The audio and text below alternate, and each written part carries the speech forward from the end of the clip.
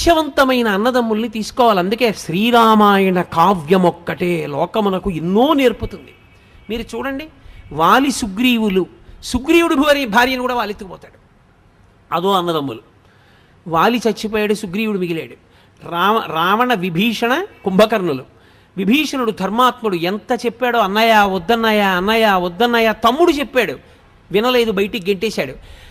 రావణుడు చచ్చిపోయాడు, కుంభకర్ణుడు చచ్చిపోయాడు, విభీషణుడు మిగిలాడు. ఈ విభీషణుడు ఈ సుగ్రీవుడు రామపట్టాభిషేకానికి వచ్చారు. విమానంలోంచి రామచంద్రమూర్తి కిందకి దిగుతున్నారు. భరతుడు పరుగు పరుగున వెళ్ళి నేల మీద పడి నమస్కారం చేసి చెప్పుల జత తీసుకొచ్చి, అన్నయ్య 14 ఏళ్ళు అడవుల్లో తిరిగావన్నయ్య నా వల్ల, మా అమ్మ కోరబట్టి, అన్నయ్య తొందరగా చెప్పులు వేసేసుకో అన్నయ్య అని కాళ్ళ కింద చెప్పులు పెట్టాడు. మొదట ఏడిచిన వాళ్ళు ఎవరో తెలుసా? సుగ్రీవుడు, విభీషణుడు. అరే అంత తపస్సు చేసిన వాడు రామ, అన్నయ్య 3